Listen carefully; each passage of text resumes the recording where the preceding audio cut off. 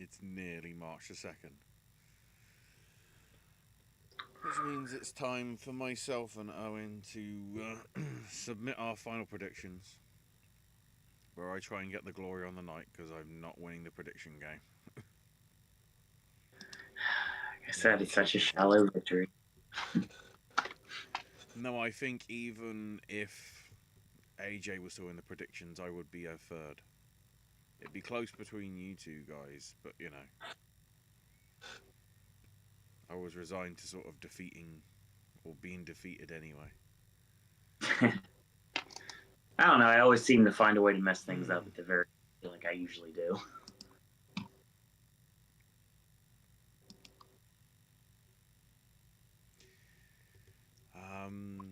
An hilarious bit that I've seen from a Variety article that apparently went up. I guess some more of these anonymous ballots have been showing up. Uh, yeah, so what? That's interesting. 9,945 members were eligible to vote. Mm-hmm. Participation can range from 30 to 70%. So obviously, getting a sample of like nearly 100 Mm-hmm. can give somewhat of an idea as to what's happening.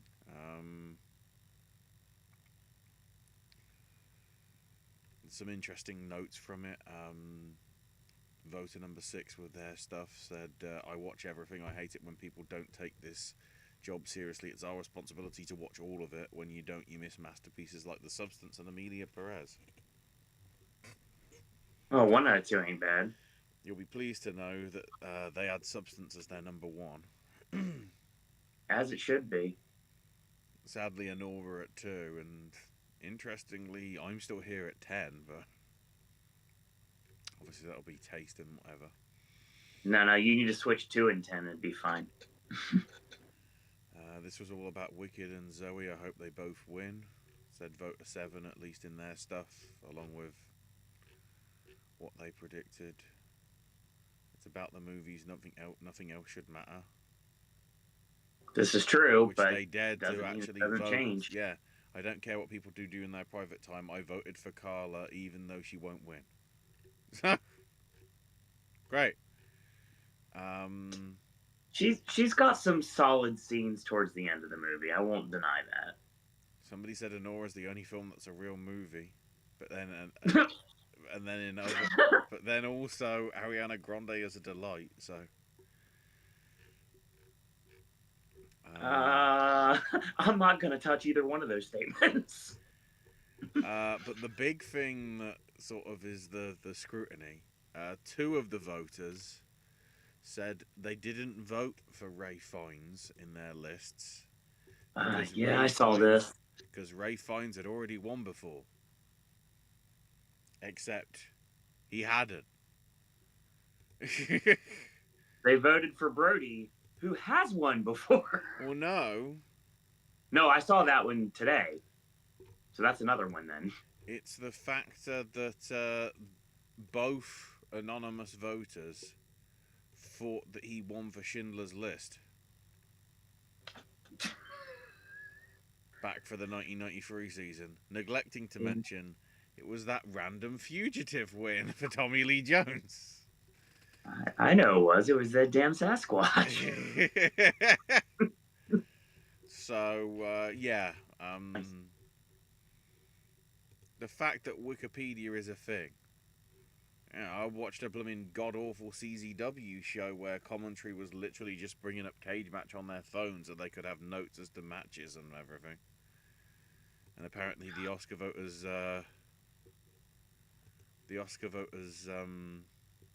don't. Kind of You're hilarious. letting me down, voting body.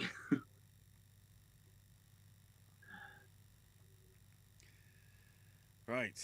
So, just to get a little bit of sort of filler stuff before I get to being able to put in the things. prediction starts at 6 minutes. Press save. And yeah, with that, this is mine and Owen's predictions for the Academy Awards. Yep.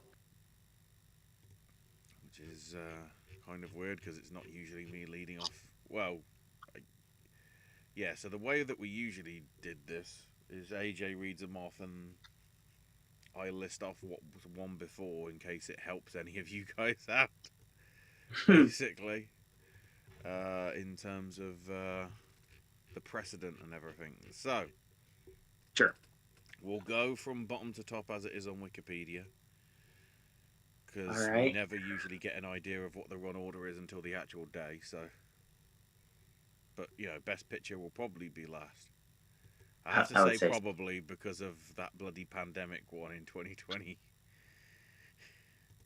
that threw the cat amongst the pigeons. So, first up, to Best Special or Visual Effects, we have Alien Romulus, Better Man, Dune Part 2, Kingdom of the Planet of the Apes, and Wicked. For this category, it's all over the place. Yeah, it is. Gladiator 2 got Satellites, which isn't here. Dune got Critics' Choice and BAFTA. Civil War for supporting effects at the Visual Effects Society Awards got supporting stuff. And Kingdom of the Planet of the Apes got overall stuff.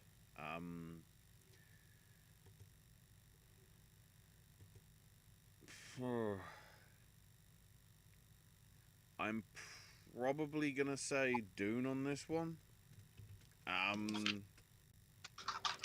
Mainly because there seems some weird precedent with whatever does well at the Visual Effects Society Awards somehow doesn't at the Oscars, which is Right. weird because it's the same voting body practically to some Yeah. extent.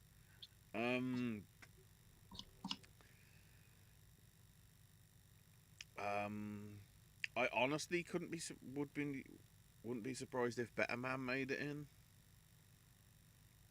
here possibly as well. Also, I realised that because Mufasa didn't make it, I wonder whether Mufasa not making it in got Technicolor shut down because it got no recognition this year. I hope not, but yeah, my prediction is Dune on this one. All right. As always, I will stress two things before we get started. Number one, Ashley hasn't seen mine, and I haven't seen his. And number two, I'm very petty and stubborn. We'll put it that way. I've already won, so at this point, I refuse to go with anything I don't want to go with. That being said, this has been a two-horse race for me since day one, basically, with Wicked being the dark horse here. And the one competition I have here right at the beginning was Dune versus Kingdom of the Planet of the Apes. And I settled finally on also going with Dune Part 2.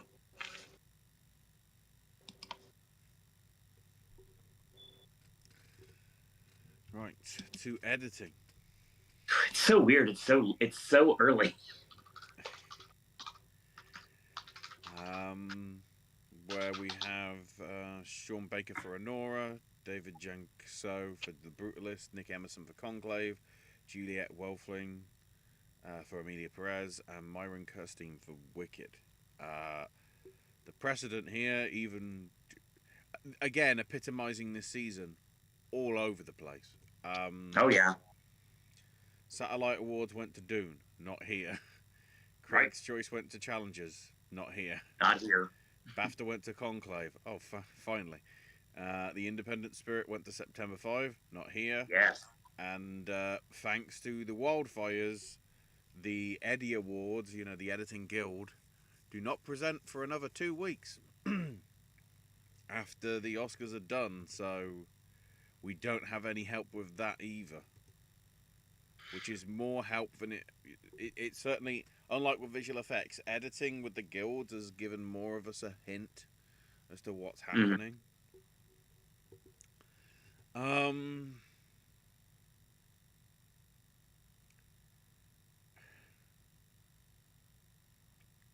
I'll say Conclave, but there's something nagging in the back saying Brutalist has got a chance here.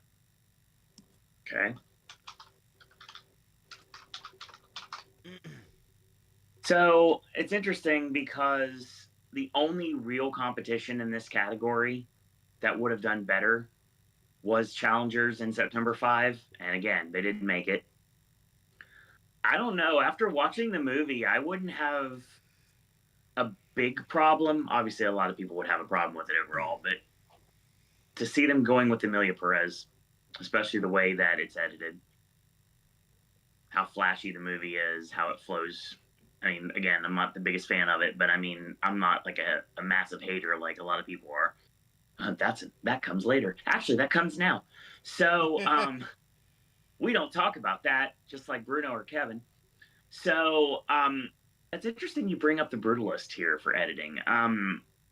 The Brutalist at one point, just like Amelia Perez, had a golden path, which I don't want to take away from the yellow brick road that Wicked could have had as well, to picture getting editing. Sometimes editing and picture go hand in hand. I like the way that's thinking.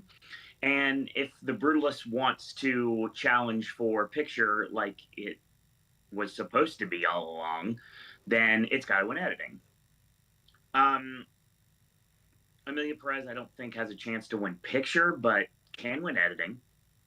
Wicked can potentially win editing. I don't think it will. We don't live in the world where anything else matters for that circumstance. But yeah, again, editing and picture go hand in hand. Not always, but I think this year they might. I'm actually going to go with Conclave as well. Okay. Next to costume design, where we have Ariane Phillips for Complete Unknown, Lissy Crystal for Conclave, Janty Yates and Dave Crossman for Gladiator 2, Linda Muir for Nosferatu, and Paul Tazewell for Wicked. You might see a trend here. The first one that we've had here. So, Satellite, Critics, BAFTA, and, well, yeah, they all went for Wicked. And then for the Costume Designers Guild, we have Wicked making it in the fantasy part of their event, along with Nosferatu for the period costumes and Conclave for the contemporary. Interesting.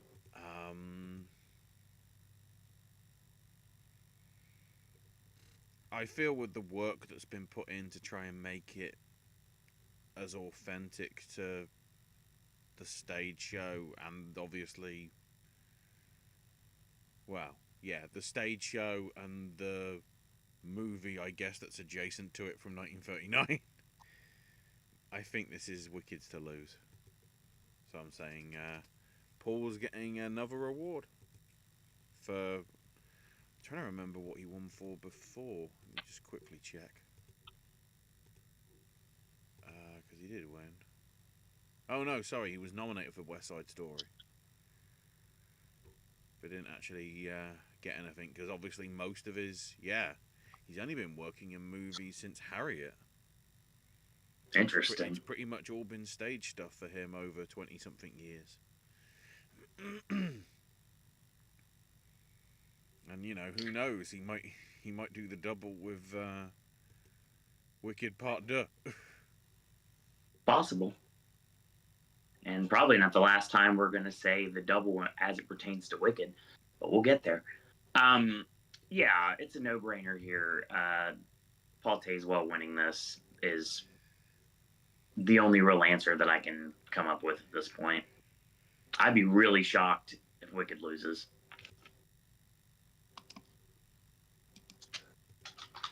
Then to makeup and hair. Finally. Actually, to double check. Yeah. Considering how much the Satellite Awards cover, this is one that they don't have. So, for makeup and hair, which I would say predominantly is makeup in probably all the situations, Yeah. we have a Well, different man, yeah. Amelia Perez, Nosferatu, The Substance, and Wicked.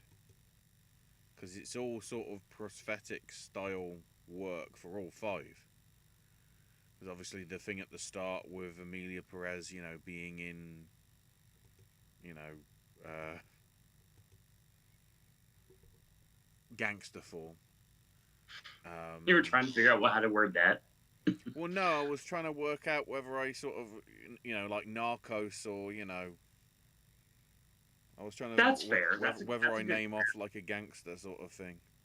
Mm-hmm. Like El Chapo, that sort of deal, because it's obviously about Mexicans.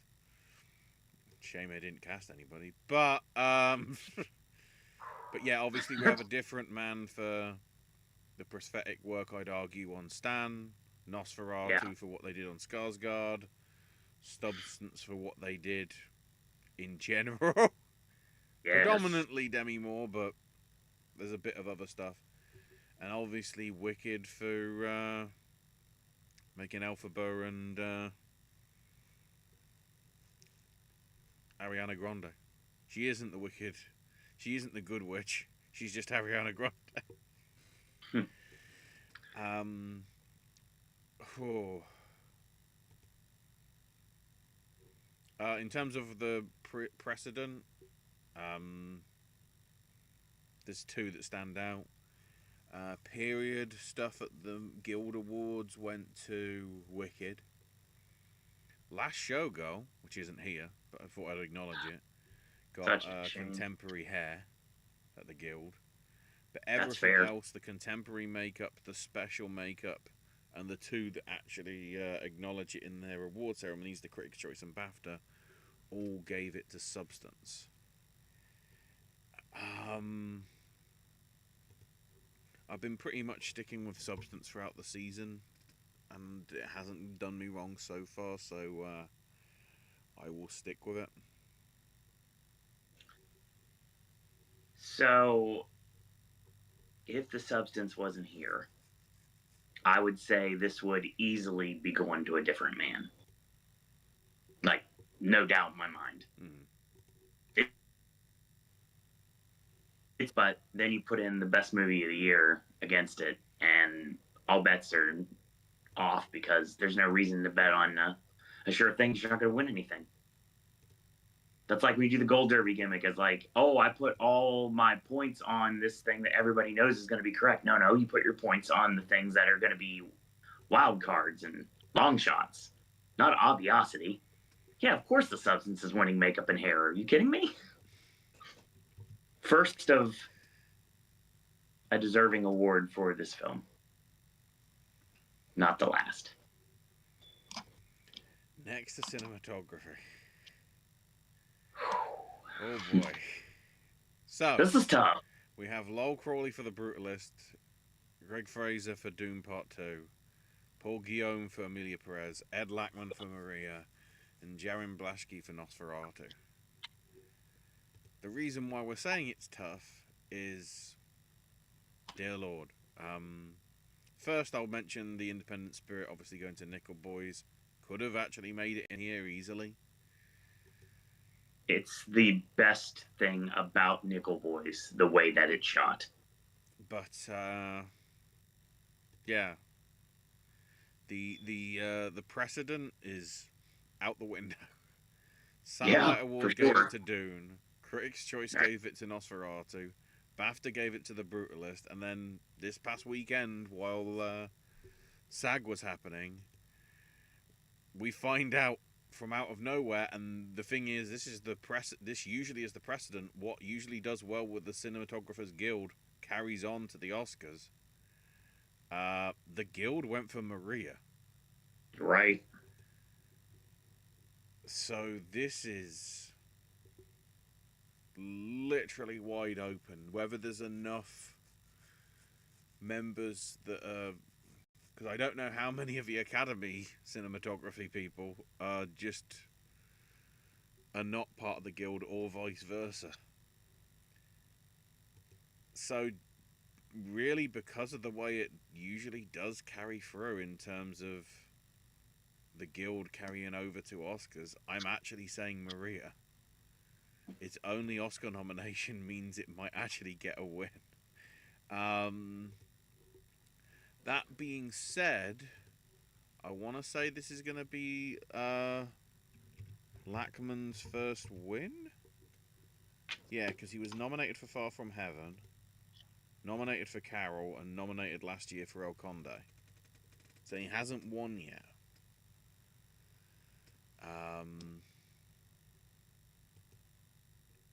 If that even matters. But, yeah. Maybe it's my first ballsy move, even though it's going with the precedent of how the Cinematography Guild usually matches up pretty well with the Oscars. So, then again, I think that would epitomise this season, that an award, that a film that only has one award wins the one award, because this love is being spread out that much this year. You have an excellent point. And Maria was something I looked at as well. Nosferatu, of course, is in this. Again, not a fan of the movie, but the cinematography is phenomenal. I said it looks like living paintings brought to life. I'll stick with that. But in order to make sense of something I may or may not do later, I'm going with the brutalist here. I feel that this might be your point. And let it be known, if it is your point, it makes perfect sense that Maria would win this. Mm-hmm. And I'll say that a lot tonight, because there's a lot of things that I can totally imagine happening. But yeah, I have to go with the brutalist here. The hilarious situation if Amelia Perez wins, which means every single film that's in this category wins something. It's just Amelia just comes out of nowhere to get the Oscar. that would just be weird, but at the same time, I kind of expect it. This season has been weird. Yeah. I don't expect anything anymore.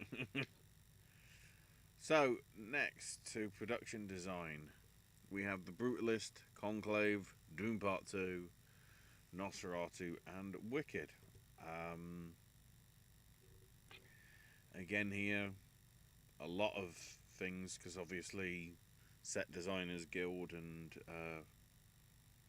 the Production Designers Guild mix stuff about pretty much. So, Satellite went to Gladiator 2, so not relevant. Wicked got Critics' Choice. Fantasy at the Production Design Guild. And ironically, Comedy Musical at the Set Designer Society, along with getting the BAFTA recognition. Conclave took Contemporary at both guilds.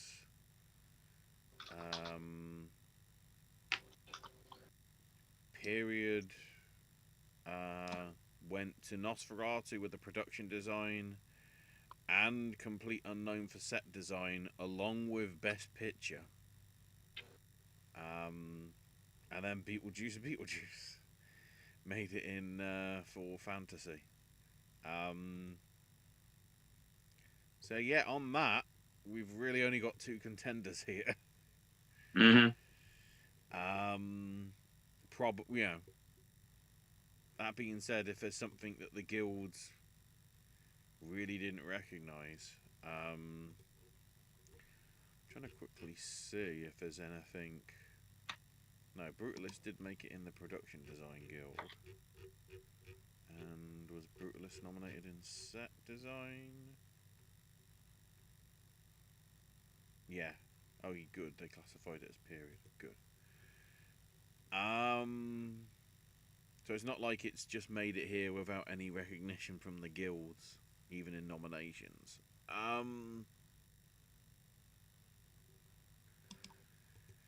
think just for, again, it's something that I've talked about previously, the design of making the accommodation of the priests, not not accurate to what it is, but certainly feeling, sort of the prison atmosphere that they were trying to invoke, as well as recreating the Sistine Chapel in relatively accurate detail. I will be going with Conclave on this one, but I can easily see Wicked taking it. It's probably a toss up between those two. At the same time, I think any of the other three do have a chance. If there's going to be an upset here, Surprising, and we'll talk a lot more about Conclave as we progress through these categories. But yeah, it's hard to go against something that's going to win for costumes. You'd think that it automatically would win for production design. Doesn't always happen. There can be win one, not win the other, or they both could double up. Since the only chance Wicked really has is in the tech categories, and I don't know how much more I have it in here, actually. I can tell you right now. Yeah, this is its last stand. So, since I went with it for costume design, I'm actually going to go with it for production design as well. Wicked. So, next to sound, where we have a complete unknown, Doom Part 2, Amelia Perez, Wicked, and the Wild Robot.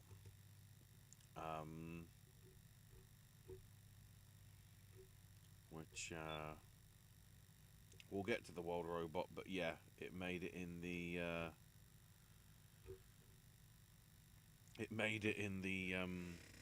sound editing guild. Well, the sound guild, I guess, if you want to call it that. Mm. For its stuff, so it explains why it's here. But in terms of the other stuff, Satellites went for Wicked. BAFTA went with Dune, along with the effects and Foley from the MPSE. Saturday Night randomly got Dialogue ADR, which I guess fits. Happy about that. And then the Audio Society, which is predominantly, I guess, in the days, Audio Society was more of a sort of sound mixing, I think, rather than the sound editing sort of deal. Well, that went to a complete unknown. So,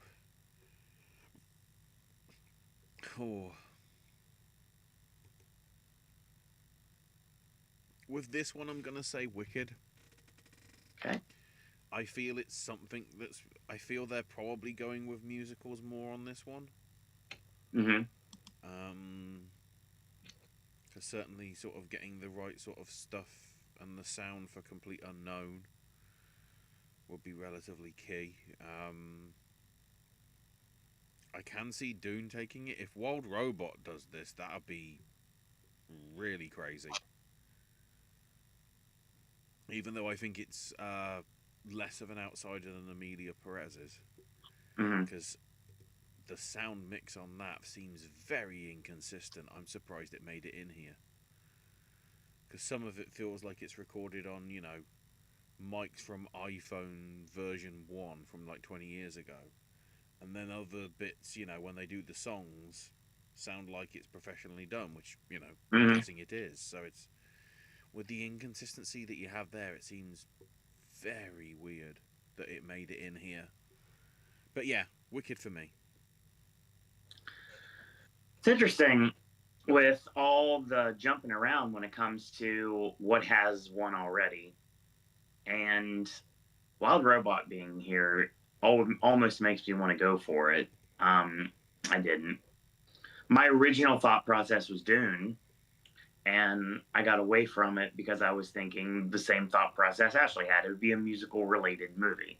And Amelia Perez being out, in my mind, it was down to two. And, you know, I don't think A Complete Unknown is going to go home empty handed, and it shouldn't. And I feel this is an award it can win. And I think this is an award that it will win. I'm going to go with The Complete Unknown.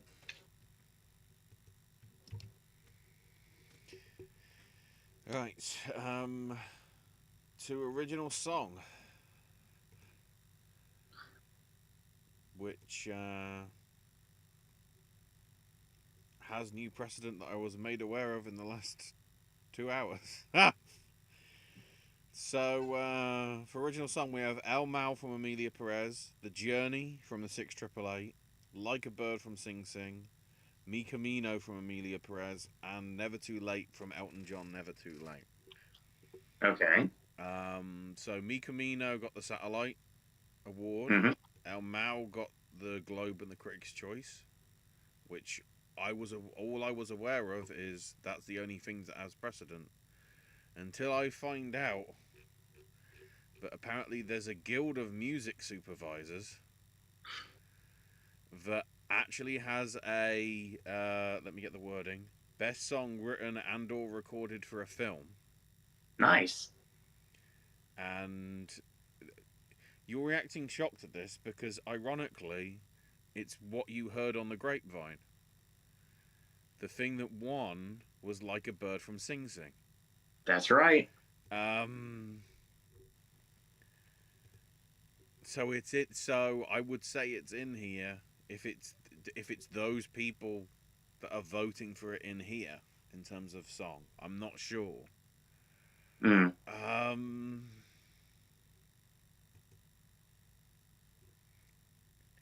If I wasn't trying to win the night, I would just for jokingly say Diane Warren and purposefully lose the point.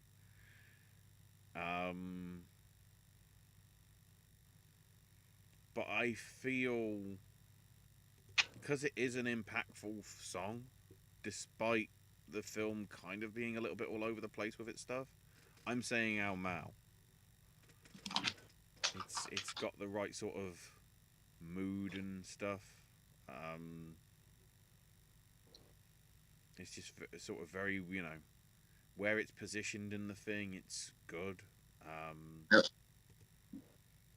And also it's I guess it helps because of it being a musical, but the fact that it's something that isn't an end credit song, I always like if it's something that can be incorporated into the thing. I always sort of like acknowledging that rather than anything else. Well, as someone who does not, cannot, and is unable to speak any form of other language and completely out of his comfort zone, I shoot when I say I didn't even know which song El Mal was.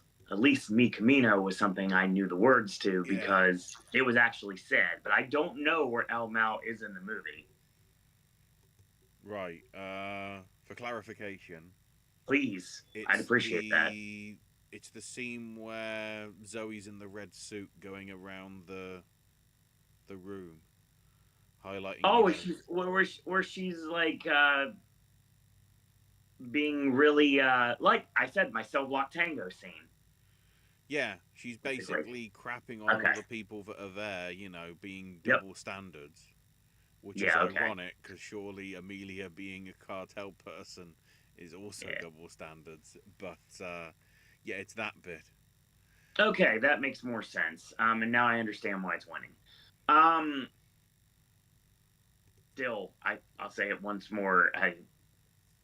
The English translation of the songs just doesn't work for me. It's like the cadence is wrong. It messes with my head as someone who has been singing pretty much his whole life. I hate that. It drives me insane.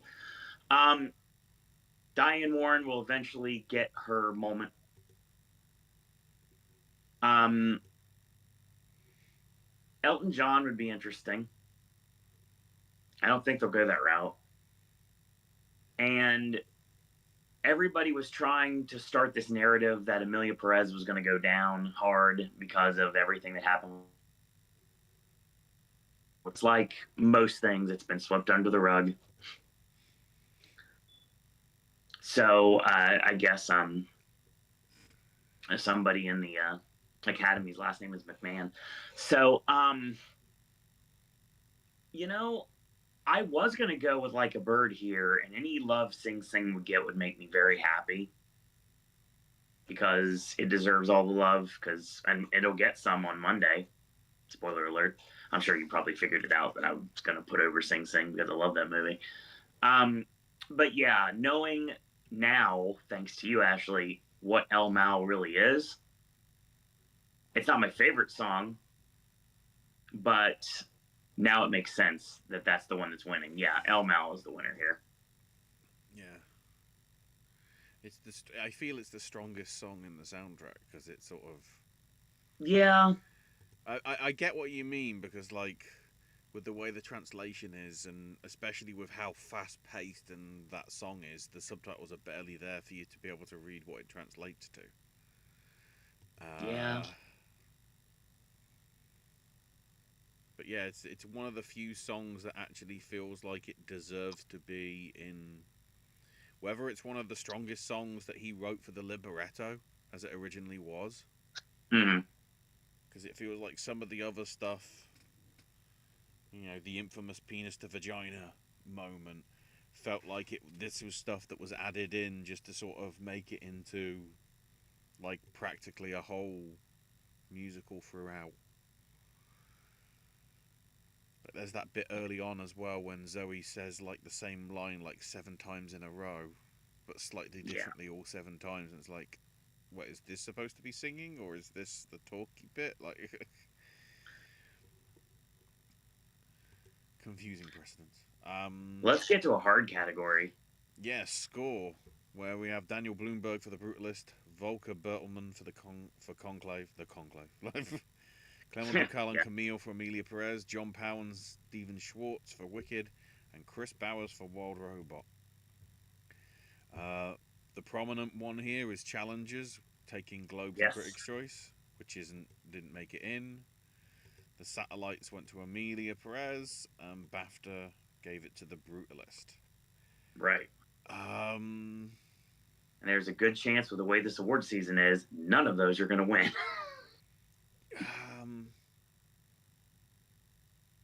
Not a guarantee, but a chance.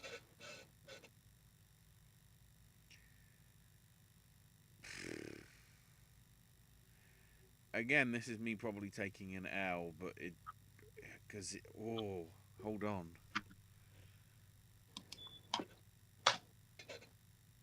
No, I will stick with Conclave, even though the Brutalist bloody trumpet chorus goes on in my head most of the time. When I just randomly walk around the streets, going around the shops, I just hear like just randomly. It's Zimmer's Inception score for 2025. 100%. No, it's Zimmer's Art of Honk, as I call it. Everything is just. That's why I'm fearful of the documentary when it comes out. On because I'm probably not going to see it in the cinema because ticket prices are way too much. Wait for it to get its digital release, and then just realize how much of his stuff is a load of honk. Or I just hope he goes to the Going for Gold theme, and everybody in Doha is like, "What is this?" But yeah, just because I felt the score mixed so well with everything that happened in the film, that's why I'm going Conclave. Brutalist, though, does it honestly, and AJ sort of brought it up when we had the stuff early on in the season. That intermission kind of could be great alone for score as it is. Oh yeah, absolutely. With the the chopstick style playing of the fanfare on piano, or attempted to for like 15 minutes, and then it happens at Like the an end old. as we then transition into Act 2. So, but It, yeah, it feels, I'll risk it and well, say Conclave on this one. well, actually, the way just to further elaborate on that, it feels like an old timey vaudeville musical. The way that it's played during intermission. The dark horse here is Chris Bowers. Now, I may or may not, you'll have to find out in a moment, be going with anything involving the Wild Robot. But I feel Bowers in here over Reznor and Ross says something. I really feel, weirdly enough, that that's the spot the Challenger should have had. And there's no way Challengers wouldn't have won. So it's like, once more, the rule from the award seasons past, you can't nominate Christoph Waltz because he's going to win. So if he's not going to win, don't nominate him. Same thing. If you're not going to nominate Challengers, because it's not going to win, because it is going to win. So the only way that's why they didn't nominate it, because they knew they had to give it the win because it's the correct answer. But we'll talk about Challengers on Monday in depth. But yeah, it's been down to 2. And yes, although the Brutalist score is stuck in my head at all times, not tonight. I also go with Conclave.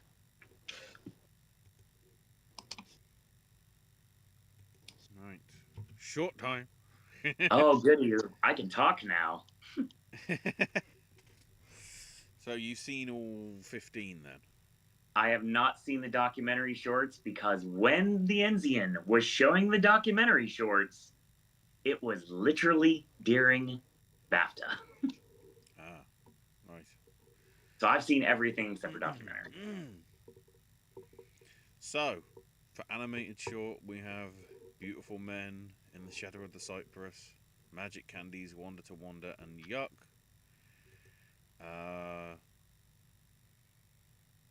Because it can show up from time to time, Orion in the Dark got special,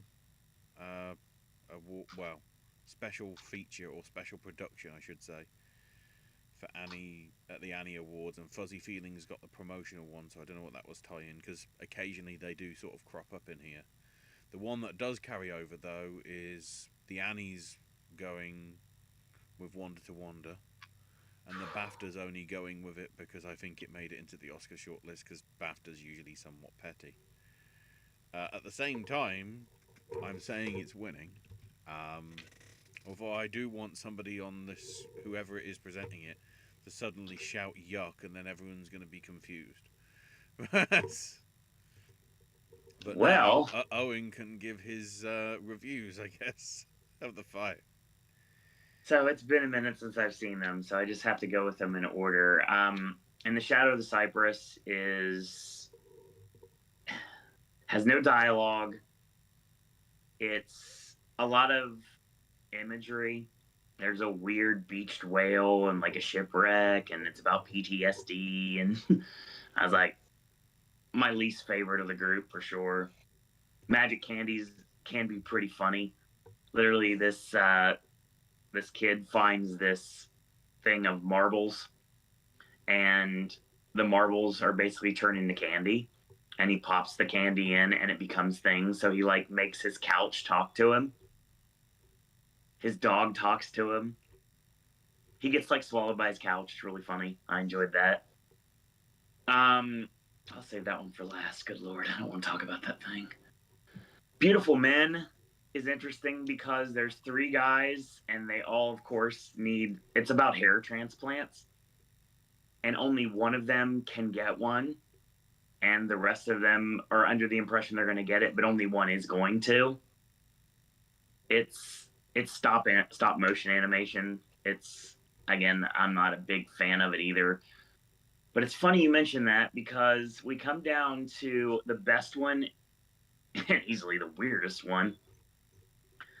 Wonder to Wonder it's interesting because both Beautiful Men and Wonder to Wonder have, before they air, there is the caution disclaimer about the nudity you're about to see. Way too much animated nudity, especially in Wonder to Wonder. It's so weird. They basically are starring like in this Sid and Marty Krofft style. You're in these monster costumes and you see these VHS videos of them like talking to the host and everything. And it's focusing on that. And then we find out years later that these people are still there. The host is shoot dead, laying on the ground, and has been dead for years. And they're still making these VHS videos for no one with this camcorder. It is so freaking weird and off putting. It is definitely something I could see them going for. But no, you mentioned it, and there's a reason why you did, because it's the best one. It's the cutest one. Yuck is great because it's basically a group of kids, and they realize that the Seinfeld trademark Kavorka that everyone has when they see each other is their lips turn pink. That's how you can tell that there's love in their eyes. Like they catch these two people making out and things like that, and all of a sudden, two of them get that feeling, and they kind of hide it from their friends and everything, and they get made fun of and everything. It's just a really cute story. And in a year where there's probably a lot of heavy subjects, and there truly are, and that's without even knowing anything about the documentary shorts, just reading the blurbs on here. Yeah, I'm going to go with Yuck here. It's the one I liked the best. Wonder to Wonder is just insane and really could see it winning, but yeah, I ain't got nothing to lose. I'm going with Yuck here. It's the right answer. Yeah.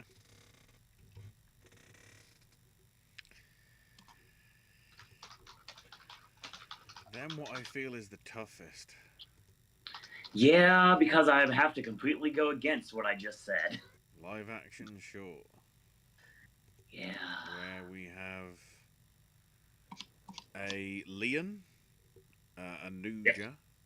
I'm Not a Robot, The Last Ranger, and The Man Who Could Not Remain Silent. The reason why I find this tough is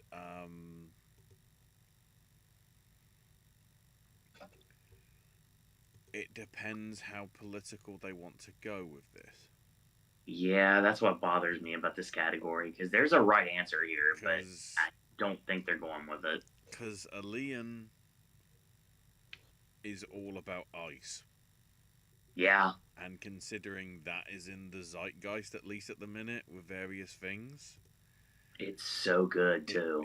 It's a thing that sort of, if they want to championing it, I could clearly see that they could. I can. Anuj is very strong. Yeah. Specifically because they leave the ending open-ended. Yeah, it does end kind of abruptly. You know, you don't get your resolution. No. From what happens in that. You have I'm Not a Robot, which seems just as weird as The Substance, probably.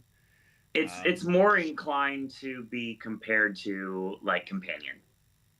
Yeah, I'd say so. Last Ranger, which longest of the group, inspired obviously by fact, at least as it's revealed at the end. Yes. And then also based on fact, and probably the one I'm going for, The Man Who Could Not Remain Silent. But like, having seen the 5, this is a very strong list of films. There's nothing here that I'm like, I don't know why it's here. They all actually have their own precedent. Here's Owen with the mini reviews. The Man Who Could Not Remain Silent is easily the most, like, I can't say political, but it's, for me, it's the one that I'm completely turned off by. I get why it's there, but it's the one I like the least, for sure. Um, I'm Not a Robot should have been a lot better than it was. It's funny, don't get me wrong. I love the concept. It's, but it doesn't stick the landing. That's the problem. Um, Anuja's good, and it's probably the nicest of them because at least there's a little bit of hope, which doesn't happen in most of these because that's what shorts do. They don't give you hope. Um, Alien is really good and very well shot. And I hate the fact that this is about politics, and that's probably the reason why it could potentially win. Not because it's necessarily good, but it's also because it's got a political theme to it. And the one I really dug would have been the last one, which, of course, was The Last Ranger. Such a heartbreaking ending, too. And then, of course, we move forward and we get a kind of a happy ending at the very end. I like that one a lot, actually. It's the one that I would probably choose otherwise. Like, if it wasn't, if, once again, separate the movie from the content of the movie. Like, obviously, like, it's background. Like, it's the one I'd want to go for. And it's the one that I would pick easily. But, like Ashley, you said, everything pretty much has a reason to be here. But I am going with Alien here. I just think it's. I hate being political about this, but that's what the voters do. So, I mean, Alien is the most topical. Alien is the one that I feel that people are going to connect with. It's the one that's going to captivate them, break their heart, make them feel uneasy about everything. But yeah, that makes the most sense in my head.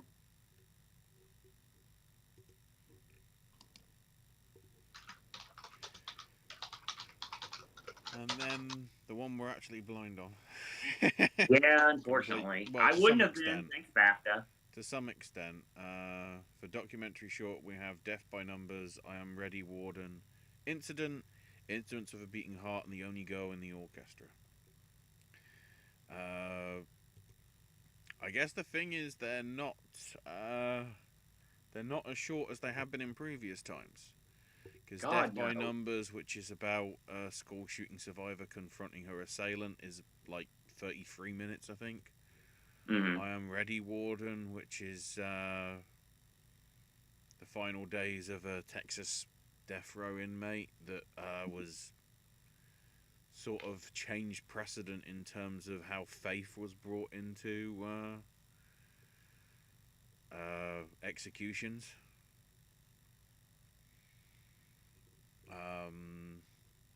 Incident, which revolves around body cam surveillance footage of somebody being killed by a police officer, Mm-hmm. which is sort of about 30 minutes.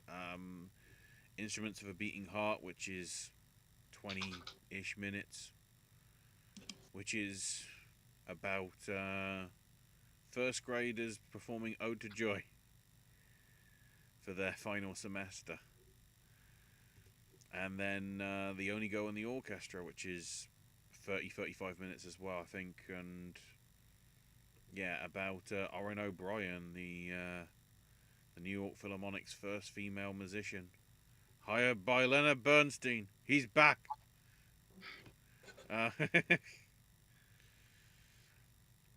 So yeah, again, it feels like this is a strong list.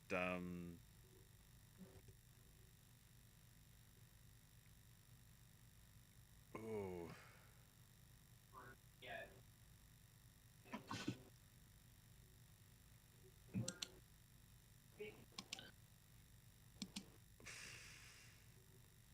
just for the sake of being something that is sort of gives hope to things, I will actually say Instruments of a Beating Heart. Nice.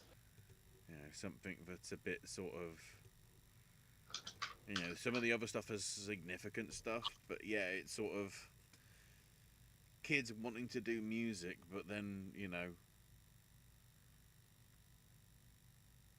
realizing, you know, that, you know, there's actually sort of pressure on it, but the fact that it becomes, you know, like an actual assignment that's graded on and is part of their grades and everything.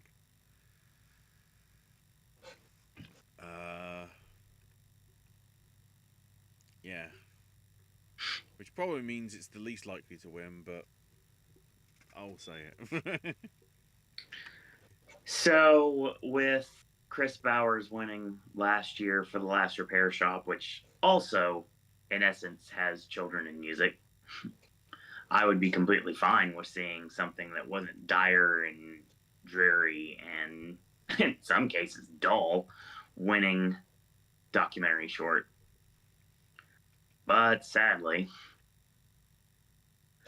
I feel we're going to go more heavy-handed, which is what they usually do with the documentary category. Like Last Repair Shop's kind of a surprise, but like usually they go with something a little bit more like, okay, let's calm it down a little bit. Like, yeah, it's like we need to take a nice cold shower after you watch a movie like that.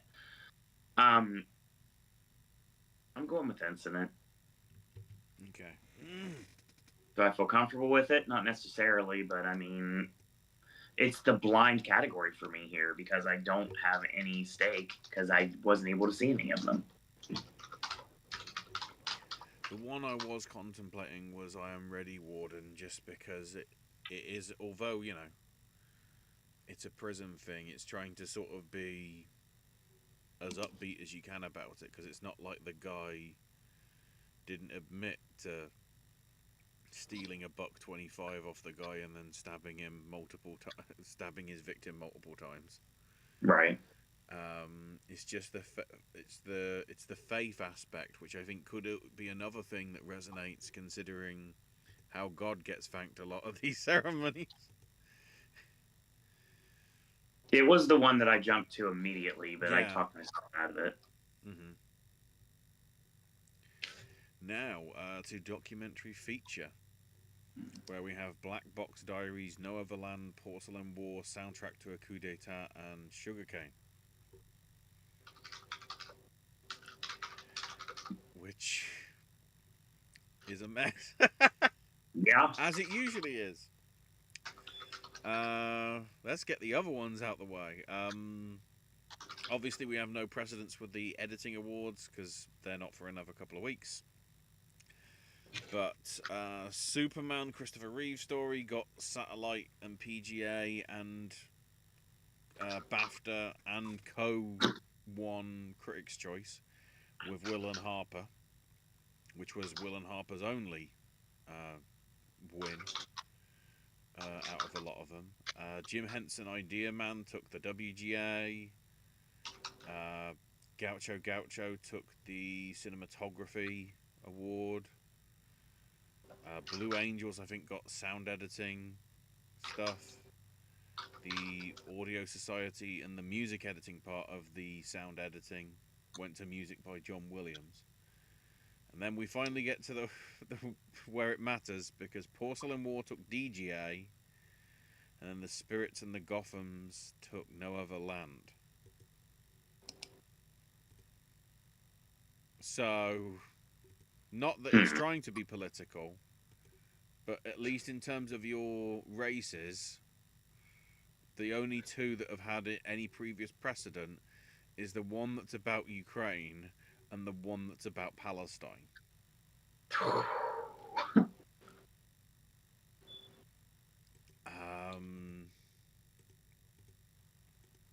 Which are both things that President Trump is trying to juggle right now, to various degrees, depending how you feel about it.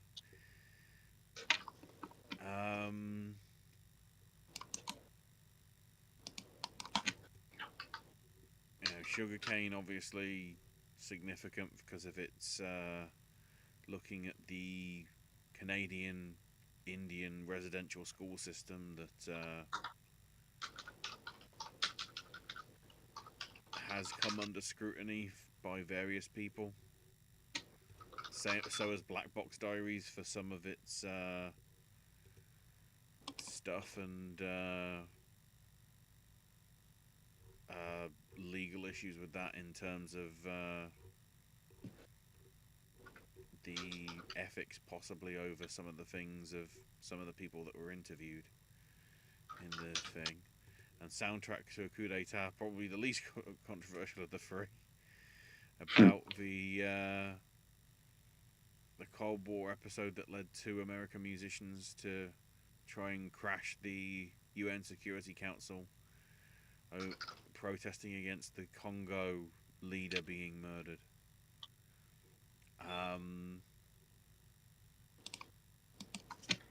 I think because it's been impacting a lot of the industry, it practically nearly distracted us from the Independent Spirit Awards 12 months ago. I'm saying No Other Land for this one. Okay. I think with the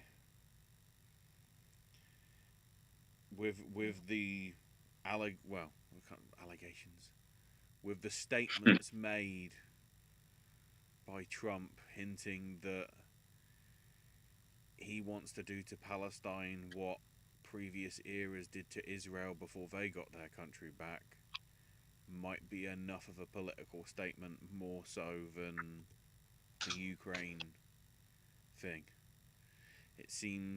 To me it seems more like the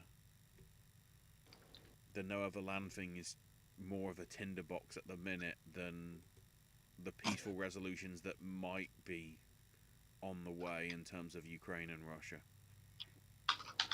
Seem to be at least doing some progress.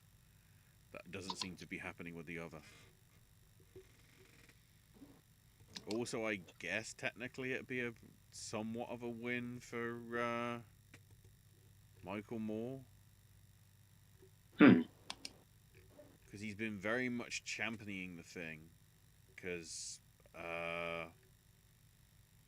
it never actually, still, I think to this day, does not actually have a US distributor. Because a lot of people don't want to touch it.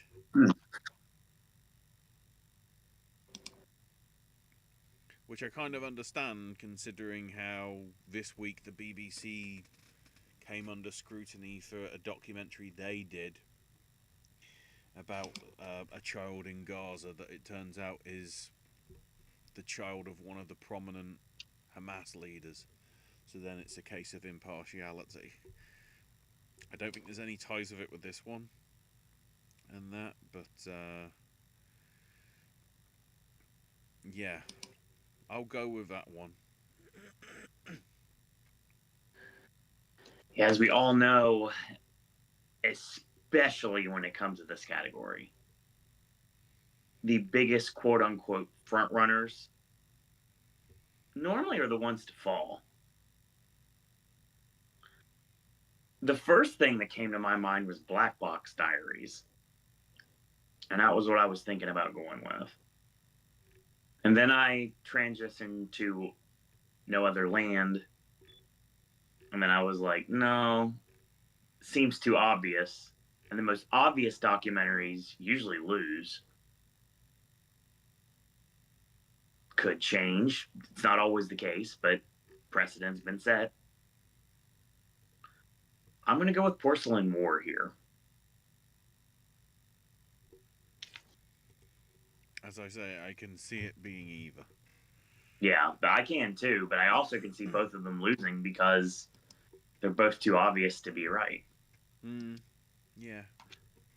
It's documentary. Documentary's always up in the air. Speaking of up in the air, international feature. I'm so angry about this. Girl with the Needle was close to me, and I found out about it the last day it was here, and I could have seen all 5 international feature film nominees theatrically.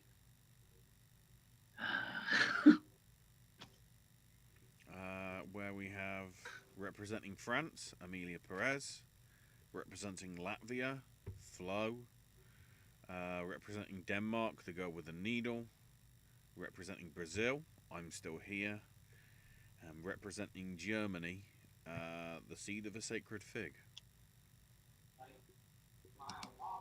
Even though maybe it's not technically German. Right. It's more Iranian, but it's probably because this sort of film Iran probably wouldn't want to submit. Also, because I think he is wanted in the country as well, and pretty much That's anybody fair. that worked on the film. So, um,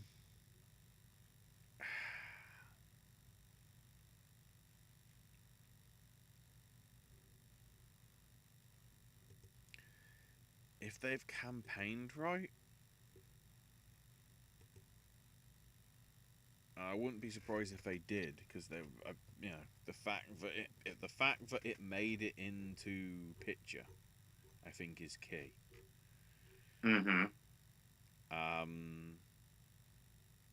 I'm gonna go with the quote unquote upset because if we go to foreign film, Amelia Perez is the only one that's in here because All We Imagine Is Light and Waves didn't make it from the Gotham and the Satellites. Right. Amelia Perez swept everything: Globes, Choice, BAFTA, Spirits, and if it matters, sound editing. But I'm thinking they're gonna be vocal enough, and I think with Amelia where it is, I'm actually saying I'm Still Here on this one. I'm Okay. thinking I'm thinking it I'm thinking it has a chance here. It does. Um More so in other categories. This is a tough one. I will give all the credit in the world to other awards bodies this year for shaking things up in the good way. They did it in a bad way too, but we'll get there. I would love to see Flo take this. That's the right answer. It really is.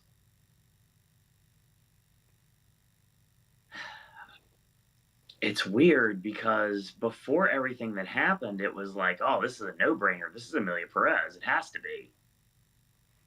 Um, I'm Still Here was originally my choice, and I don't think it's an out there choice at all, especially that my way of thinking was if there was any sort of controversy at all, that's why I'm Still Here would take this instead of Amelia Perez, which I did this already, predicted it, and I was proven wrong. So, fool me once, shame on me. Fool me twice, obviously. Fool me can't be fooled again. Anyway, because we had to bring up Michael Moore anyway. So, yeah, it feels weird doing this because I don't know which one to go with. I'd love to go with Flo here, but because it'd be funny because based on the ones that are back to back, at least on Wikipedia, it could be the double, which would be nice, or it could be neither one, which would not be nice. I'm Still Here is pretty much the only competition that Amelia Perez has.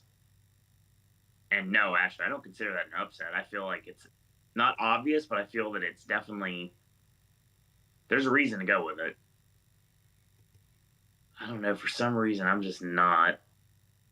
It may be the only chance that I'm Still Here. It is the only chance I'm Still Here has to win. Somewhat, we'll get there.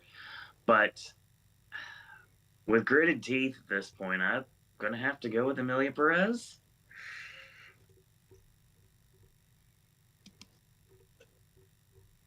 Because surprisingly, I just noticed as well, Brazil's never won the Oscar. Year my parents went on vacation got shortlisted back in '07. But yeah, Central Station got nominated, which makes sense because, again, we had the precedence there of Fernando getting nominated in actress. Um, but yeah, arguably one of the best films Brazil's done in 20 something years, City of God, didn't even make it to the shortlist in That's 2002. insane. What was that year? Let's quickly check because I'm intrigued now because of that sort of crazy outlier. Nowhere in Africa, The Crime of Father Amaro, Hero, uh, The Man Without a Past, and Zeus and Zoe. So that aged well. I mean, Hero was probably the only one that really got major Western release, I'd argue, Yeah, 100%. because it was Zhang Yimou's big project after. Well, I guess it was following on from the trend that Crouching Tiger did, but House of Flying Daggers, that was a few years after that, was very good. Curse of the Golden Flower was Flowers of War, which I think is underrated, which just randomly shows up because they pushed the fact that Christian Bale's in it when it was under that trend. But yeah, so it's surprising that Brazil hasn't won before with its history. So maybe there's precedence for a new country to be on the success list. We'll see. It's possible. So to animated feature film, where we have Flow, Inside Out 2, Memoir of a Snail, Wallace and Gromit: Vengeance Most Foul, and The Wild Robot. This is annoying Mm-hmm. because I want to say Wallace and Gromit. I know you do.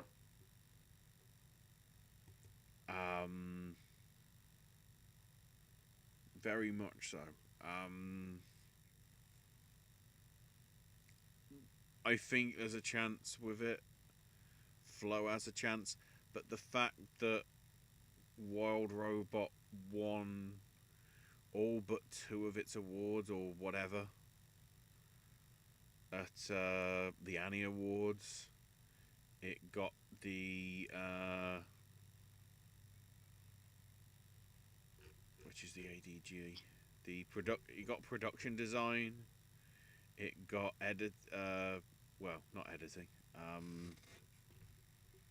It got the Audio Society.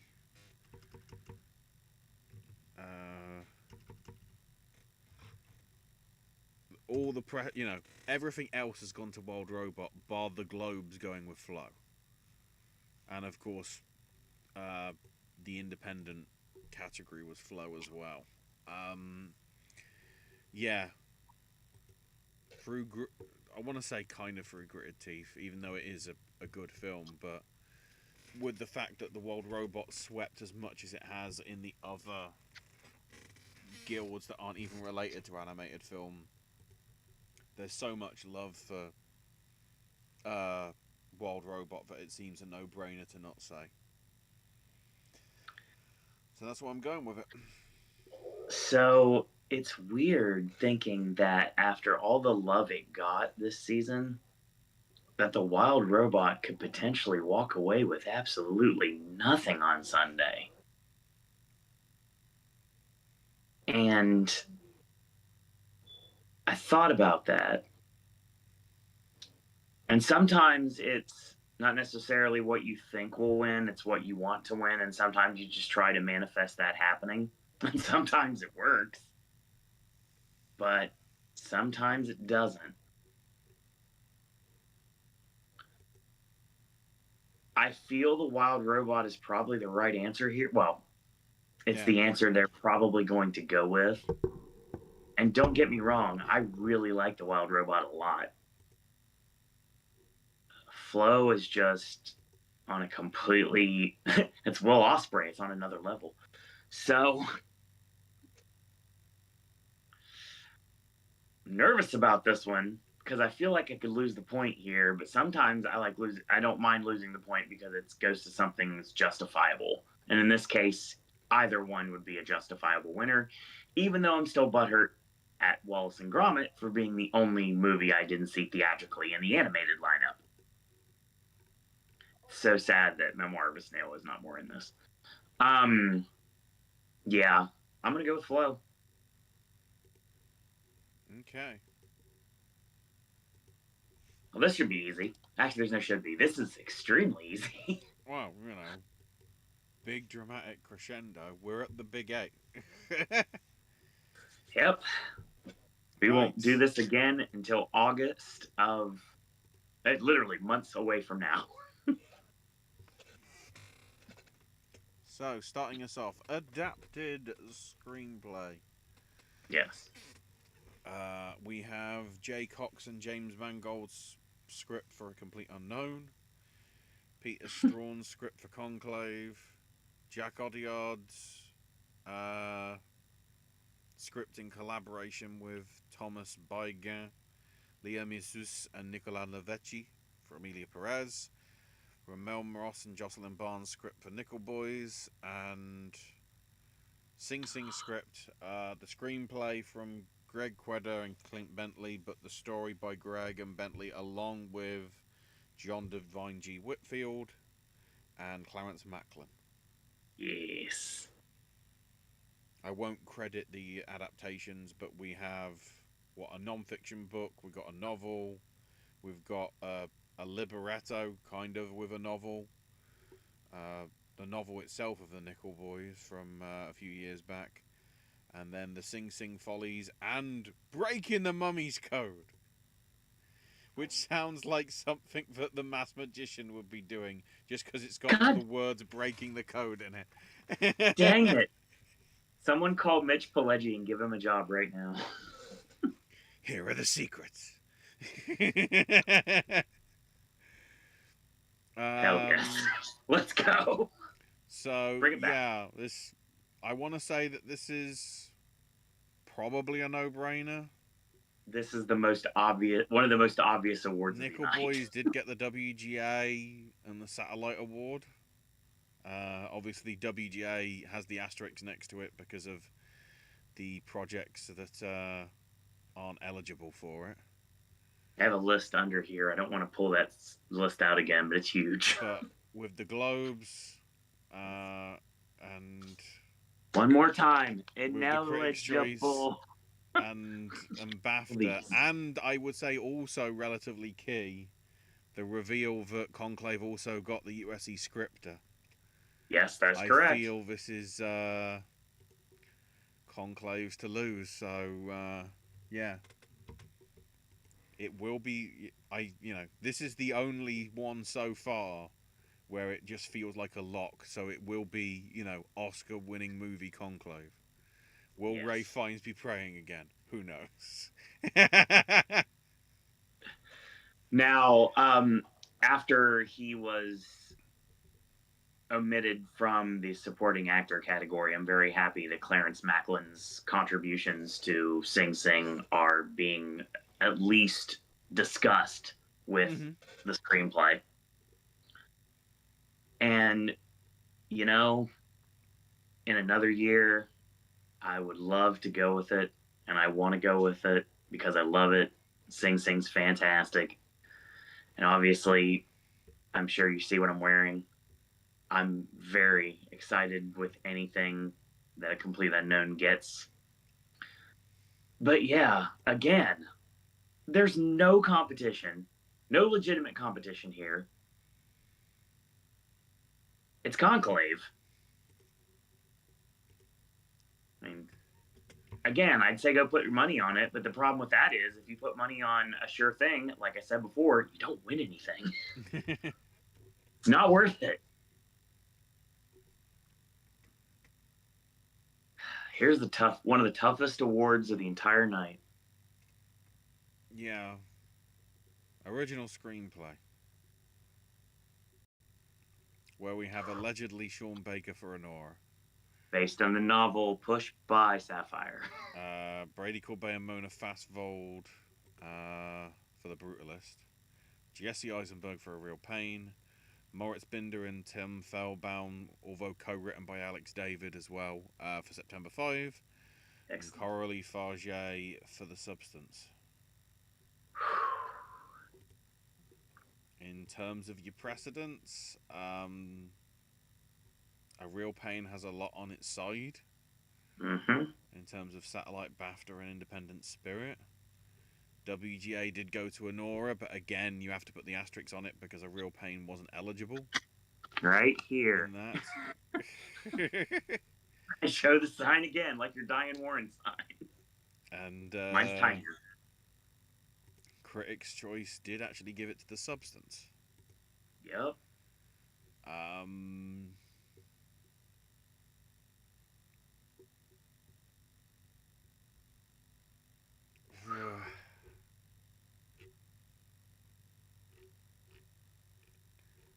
I feel like we're probably getting a recreation of what went down at BAFTA. Here's part 1 of 100% clean sweep for A Real Pain. It's so hard because this whole season, all I wanted to do was give The Substance original screenplay. Because obviously, The Brutalist, for some odd reason, has never been in this. And I love September 5 getting any love whatsoever, and it belongs here. If you haven't seen the movie, go watch it. But, you know, I'm going to make this will be the first time that I'll say this, and I mean it. AJ, this is for you. Jesse Eisenberg, A Real Pain.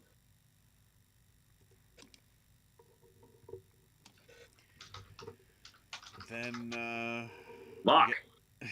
we get to supporting actress, where I have Monica Barbaro for A Complete Unknown, Ariana Grande for Wicked, Felicity Jones for The Brutalist, Isabella Rossellini for Conclave, and Zoe Saldana for Amelia Perez.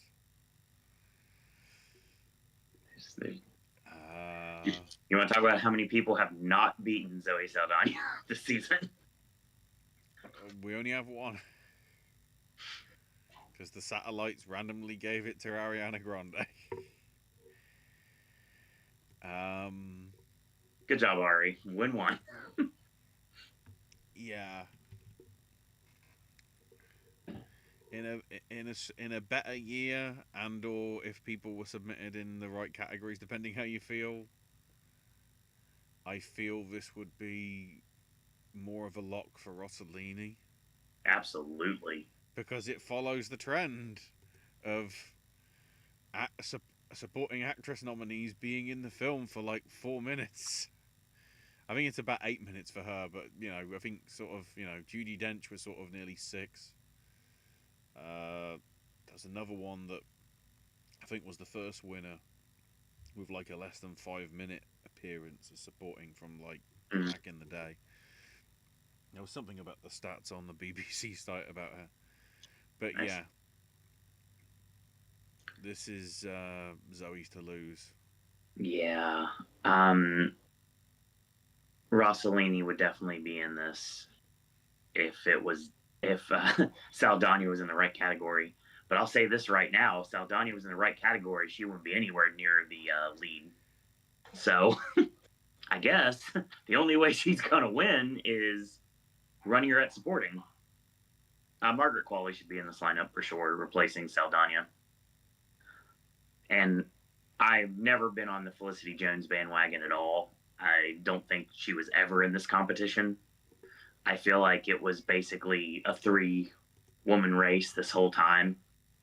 But there's always just been a guarantee that Zoe Saldana was going to win this. And now that we're going to have to say that name over and over again, thanks, Accent Mark.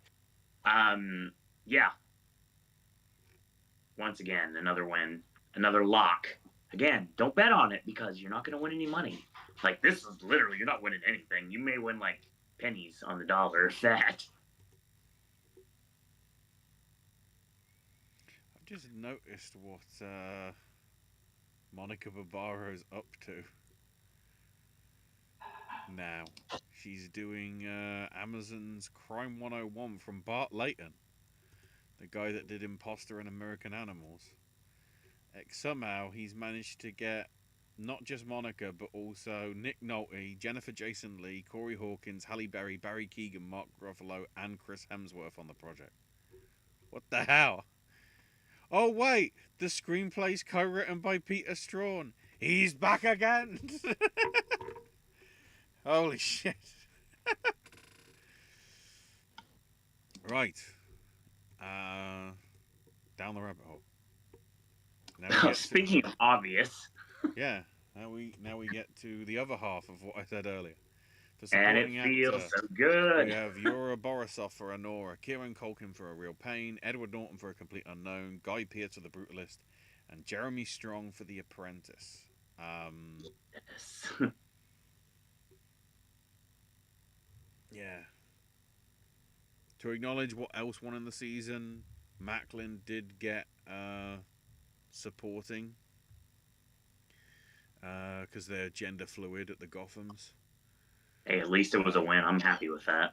The Satellite Award went to Guy Pearce, but everything else, including the Independent Spirit supporting, because again, gender fluidity, goes to my prediction, and that's I'm not going to say spoilers, but I'm pretty sure it's Owen's prediction.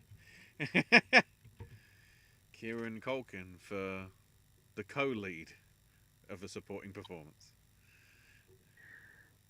Once again, let me just state how happy I am that Jeremy Strong is in this lineup.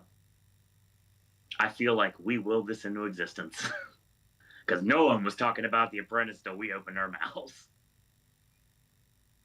And no matter if that's true or not, I don't really care. I'm just still going to take that as a small victory. Guy Pearce never was in this, and it's weird because he should have been a lot more in this race.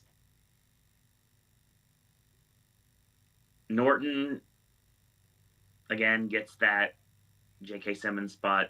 We talked about it from being in Ricardo's, which is fine. I like the performance, even though it's very underplayed. Anything that A Complete Unknown gets, I'm happy with. Yeah, this has always been Kieran Culkin's award. And again, AJ loves A Real Pain. This season legitimately has been a real pain. And A Real Pain is going to do the deserved double at the Oscars. Kieran Culkin. Now to actress. Oh boy.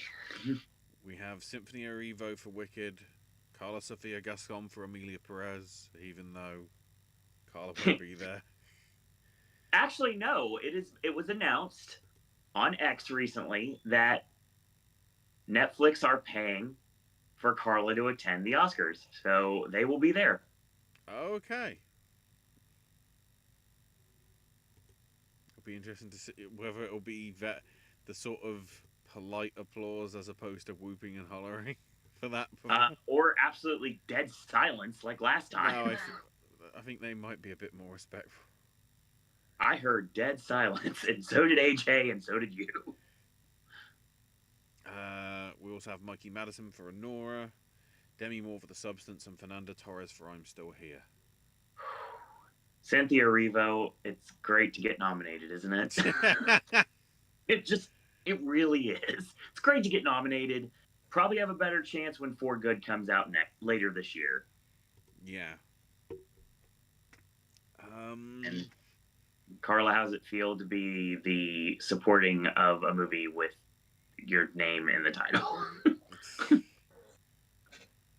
So as you can tell, both of us have got this down to the other three. Yeah. Because obviously Madison has SAG, which is usually a strong indicator. Mm-hmm. BAFTA helped her out there as well. Substance got Demi Moore, the Satellite for Comedy and Musical, along with the Globe at the same category, along with Critics' Choice and Independent Spirit in leading, again because of gender fluidity. Ashley Moore won SAG. I was a lot happier. Madison won BAFTA. And then Torres has the Satellite and the Globes for drama. And then there's the thing that's nagging me in the back of my head, which I don't think applies to any of the three films, but always one of the four acting categories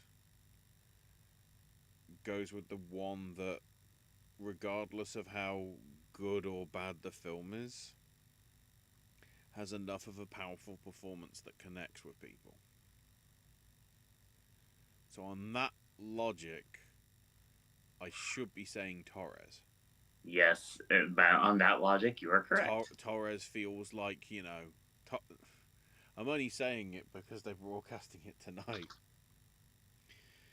You know, they were doing, I guess, because it's award season, they would, well, I say that, I think they're doing like random Godfather stuff late at night and whatever in the next few nights following up from when it was on the weekend.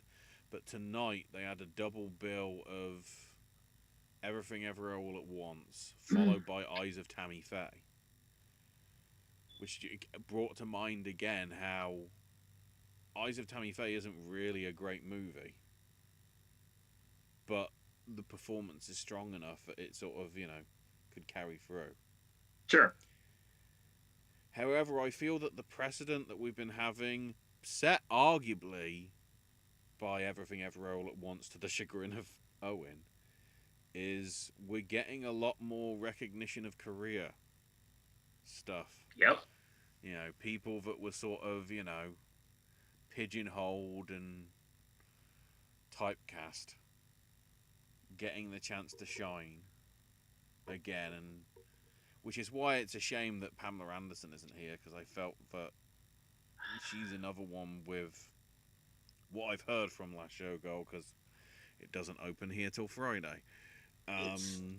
It's so good. We'll talk about it on Monday. Don't worry. Yeah. For sure. 100%. I will tell you right now. We will talk about it on Monday. So for the Matthew McConaughey sons, if you will, I will be saying Demi Moore for The Substance.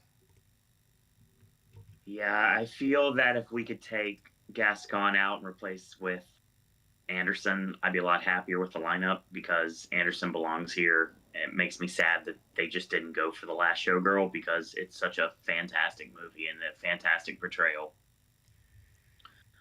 Again, we'll talk about that Monday. I got out of I'm Still Here, and as the credits were rolling, I looked at the screen and said out loud to absolutely no one, please don't take Demi's Oscar away. Torres is fantastic and I'm Still Here, and the movie's great as well. I'm not a major fan of it, but it's a great portrayal. It's a great performance. And she 1,000,000% belongs here. She is definitely the spoiler here. If there's going to be a split, that's how she wins Best Actress. And with what a couple of awards bodies had to do to mess with my head, thank God when we actually got to SAG, which is the guild that actually matters, they decided they wanted to finally do what we have been saying since day one was going to happen. All of the speeches, all of the love, the entire body of work from her entire career leading up to this moment. And I feel very, very confident at this point that it will continue. And finally, Best Actress, Demi Moore, The Substance.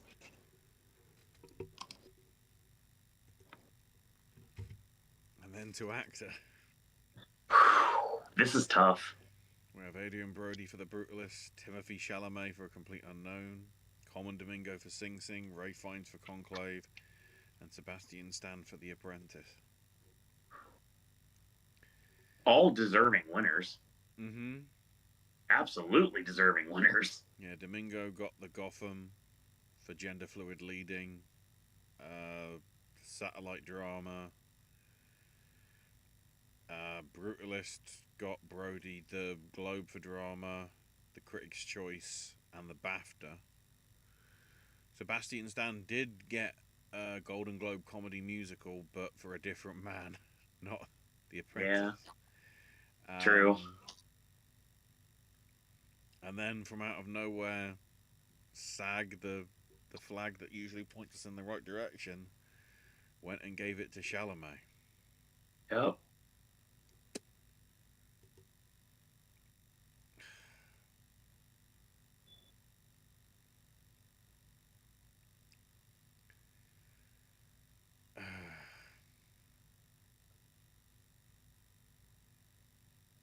It's annoying because I don't know which of. Sorry, Sebastian Stan, but I think you're clearly number 5 in this. Yeah. The problem is, I can honestly see it go to any of the other 4. The thing is, though, I and I think said Rafe this. could just suddenly show up here and win. Yeah, but Ashley, I clearly believe we'll never see the actual voting results because there's no way we ever would. No. But I still believe, even wearing this and being who I am, that Fiennes was second place at BAFTA. There's no way he wasn't. But again, what if that's not the case and Fiennes has always been third like everybody thought he was? We'll never know.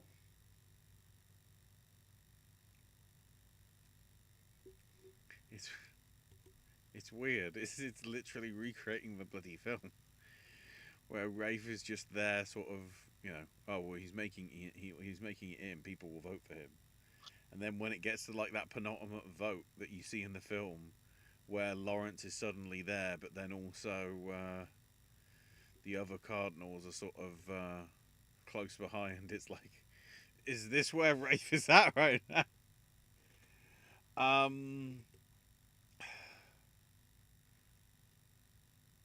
Just because of the power of SAG, I'm gonna say Chalamet.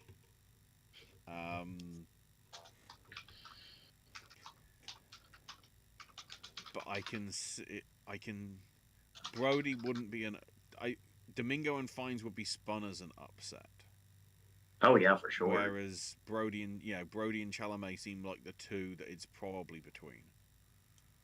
Yeah. So if it's anything else, that would be a surprise. So, but yeah, I'll go with Chalamet. You surprised me here. Well, no, because I have gone with Brody throughout a lot of the things, and That's true. don't get me wrong. I think there's a chance, but SAG usually is a relatively good sign that it carries through.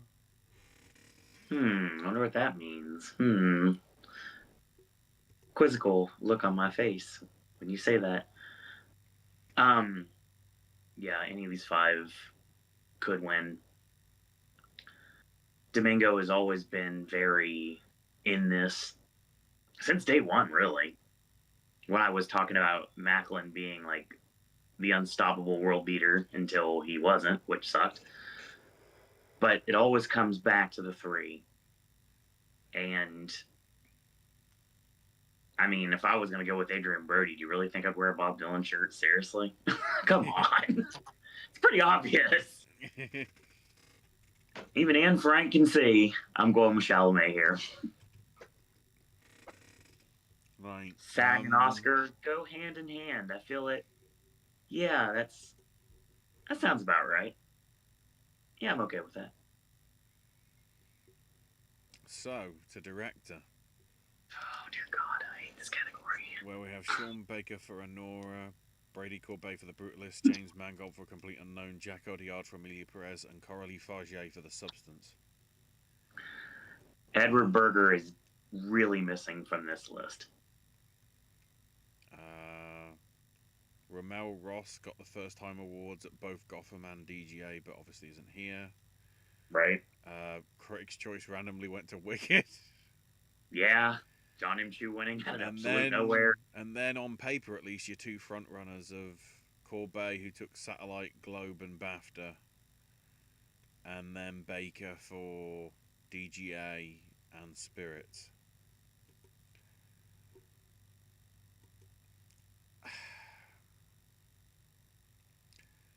As much as I hate to say it, considering the person that isn't here as part of these predictions because of this film, I will be saying Sean Baker for Honora.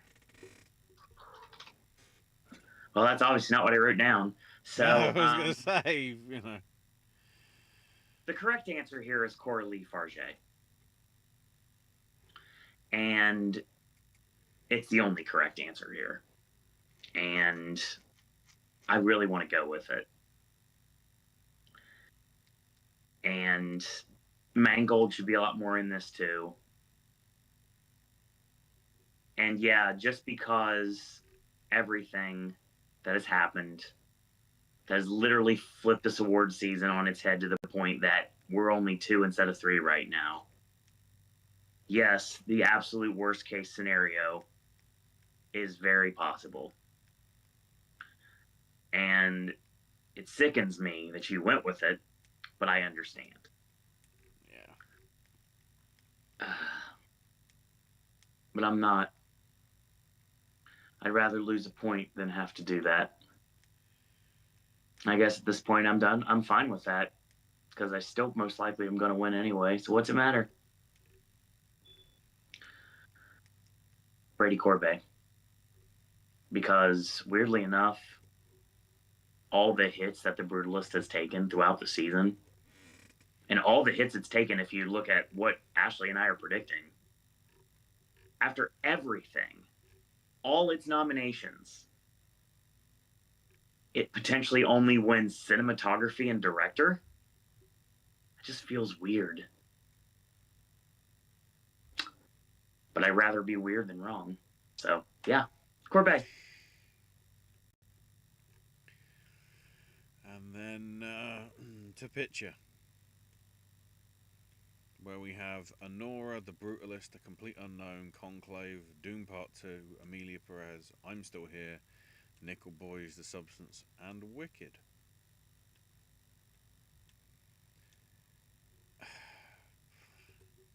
What a mix this is. So the ones that we can put to the side are A Different Man getting feature at the Gotham Awards. Very nice. Real Pain getting comedy, if you want to call it that, at Critics' Choice. Admittedly tied with Deadpool and Wolverine, but, it did get Real Pain should be in this lineup. It did get a recognition for something. And then we have Amelia Perez taking comedy musical at the Globes. Mm-hmm. Honora taking the Independent Spirit PGA, which usually is a precedent, Critics' Choice, and the Satellite for comedy and musical.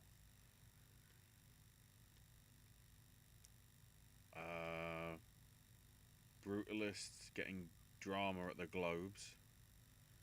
And then Conclave taking BAFTA, SAG, and Critics' Choice for ensemble cast as well.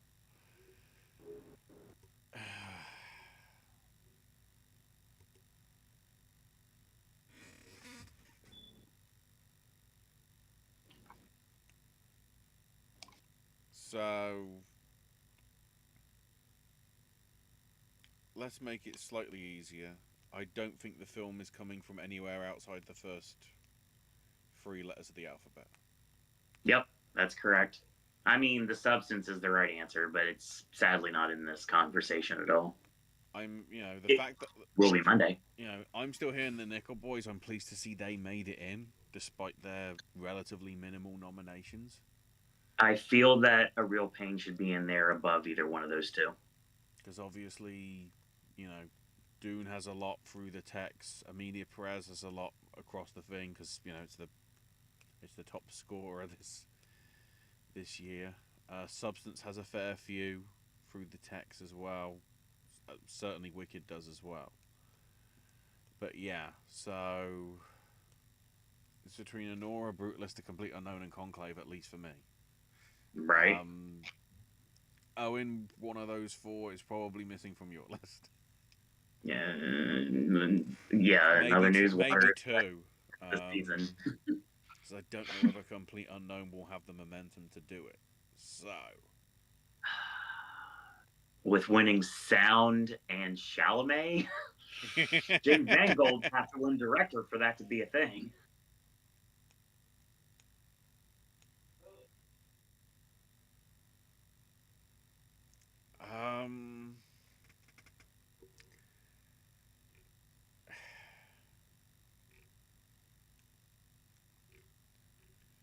this is where I'm conflicted.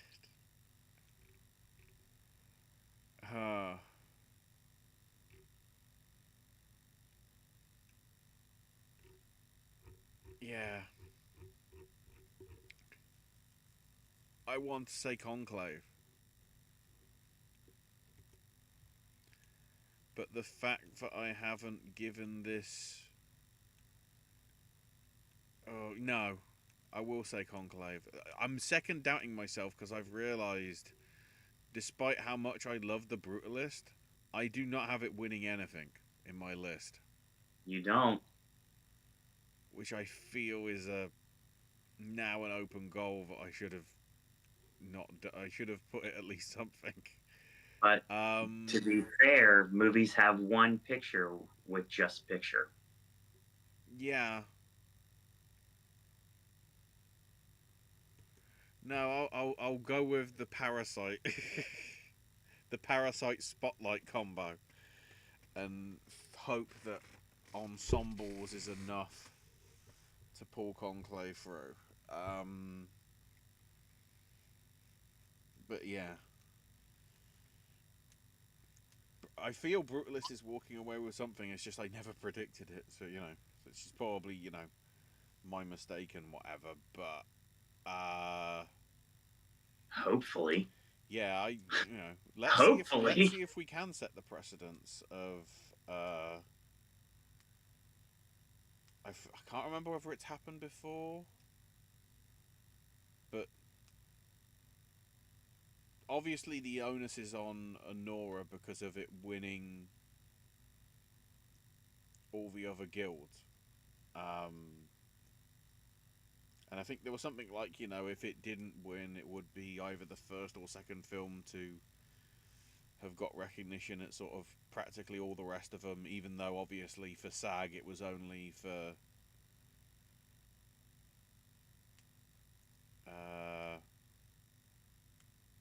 oh no, it wasn't anything for SAG. No, it won nothing on SAG night, like it should.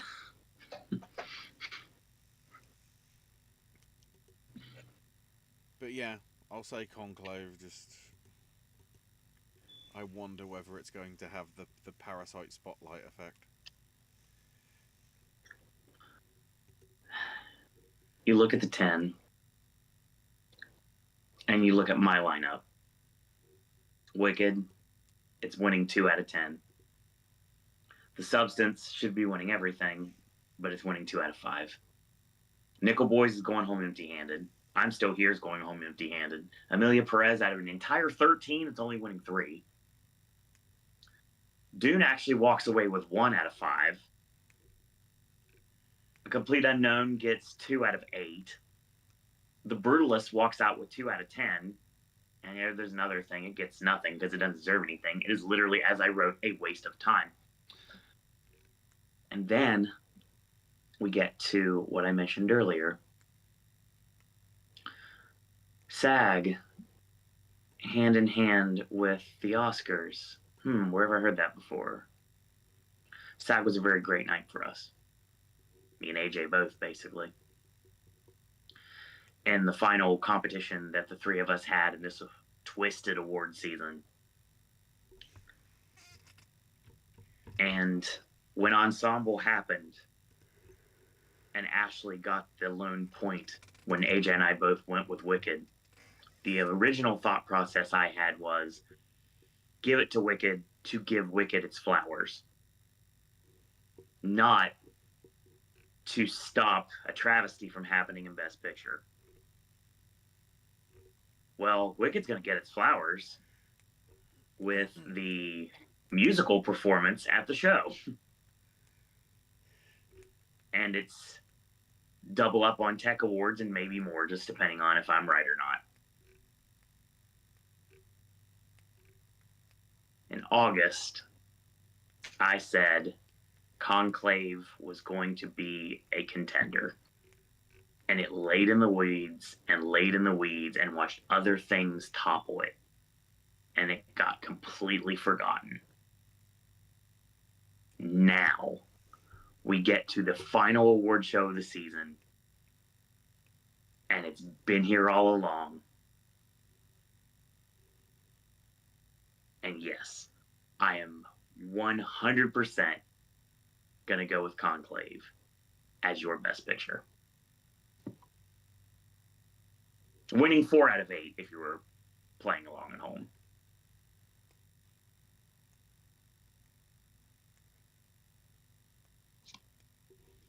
So, finally to your comments in the chat. Josie says, "Hey guys, watched Soundtrack to a Coup d'etat, brilliant documentary." Nice. Farida saying, "Don't give up on Mikey Madison."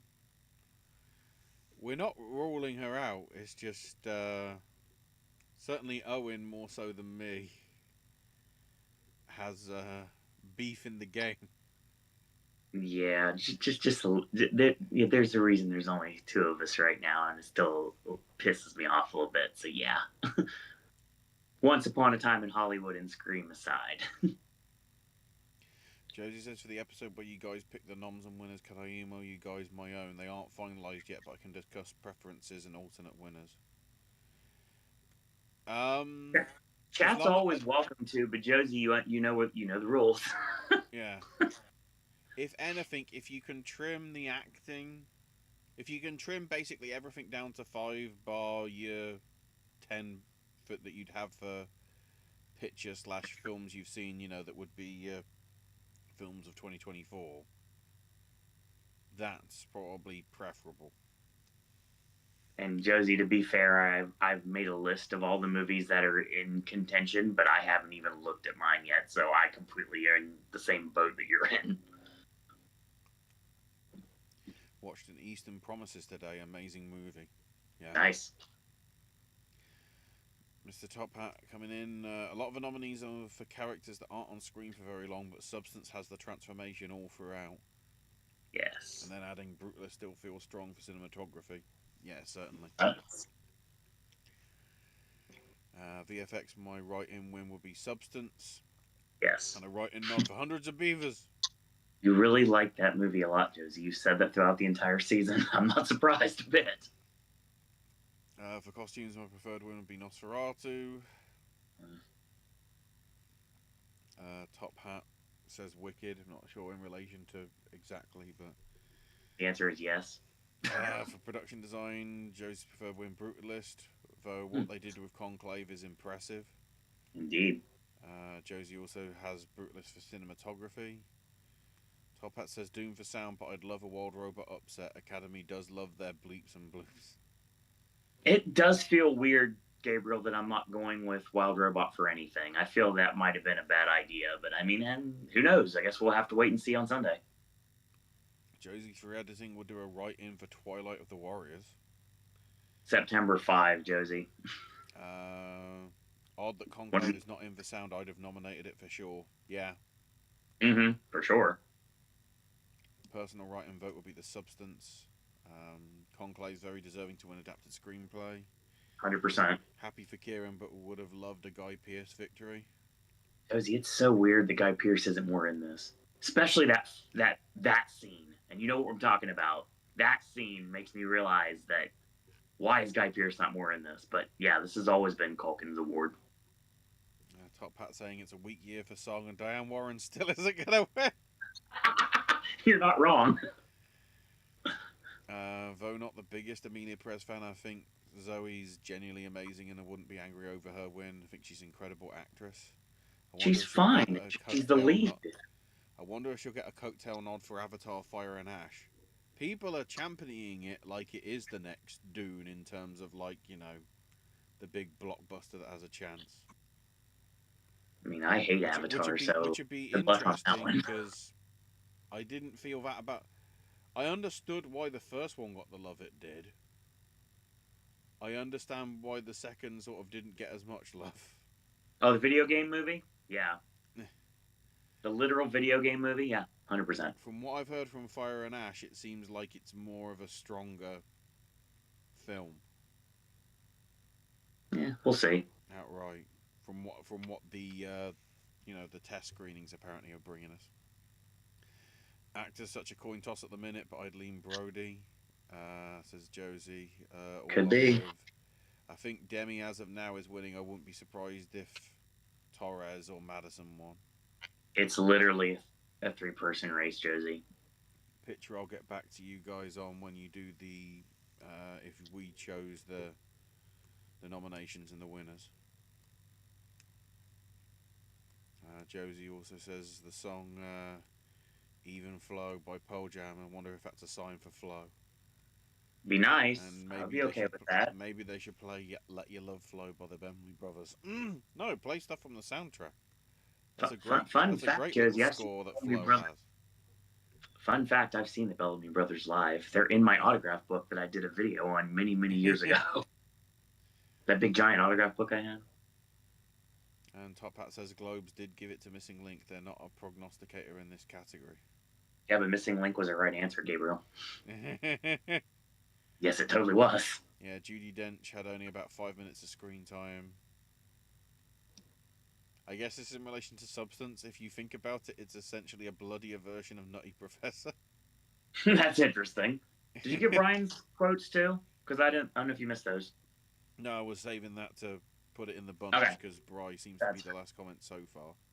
Oh, cool. I said if you put it in last minute. If it were more split of an awards race, SAG's usually a good tiebreaker, but Brody's been winning too much for me to predict otherwise. Yeah, I agree, but that's why I'm going with it. Bry's comments start off with Where's the order? Chris Sanders is going to get his Oscar. Maybe. Conclave would be the first film since Call Me By Your Name to get adapted that wasn't written by the director. Okay. I don't think it will happen, but if Honora did win the 4 that Baker's nominated for, he'd only be the second person after Disney to win 4 Oscars in one night. Don't wish that evil on us, Bobby. Director Bong technically doesn't count because international feature goes to the country. Yeah, but you know, do people, you know, do you think the mainstream people are going to acknowledge the fact that some bloke that's sitting in the office of the Korean Academy or said National Academy is the one that's got the Oscar on their shelf? No.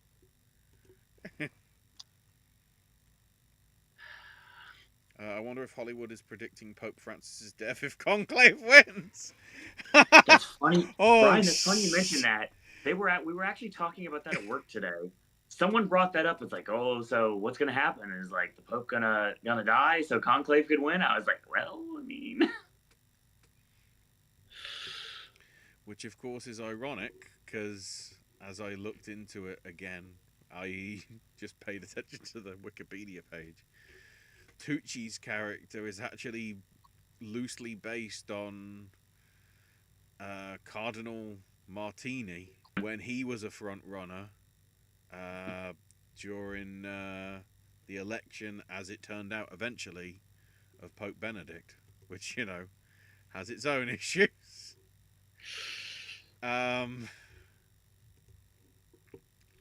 If Conclave wins picture, are we going to get a pattern that every 3 years a movie wins picture without directing nominees, as Green Book and Coda were 3 years ago and 6 years ago? I'm okay with that because I like Green Book and Coda a lot, Brian. Don't forget, I was a very big proponent of defending Green Book when no one else would. I love Coda. And then Bry also asks us, out of the 5 picture nominees, Getting in for director, which one has the best directing? Berger for Conclave, Villeneuve for Dune, which is AJ's pick in bracket. Paul Salas for I'm Still Here, Ramel Ross for Nickel Boys, or John M. Chu for Wicked. It's tough between Villeneuve and Berger, but I'd edge it to Berger. Well, it's hard because as much as I'm not necessarily the biggest fan of some of these movies, all make sense. Mm-hmm. I mean, I don't really like Nickel Boys very much, but one of the selling points of the movie is its directing and the way that it's shot. So that would be a shout to Ramel Ross. And the way that I'm Still Here is shot was done really well as well. Yeah, I'd go with Berger here for sure, but I mean, yeah, it's tough because those are all deserving winners.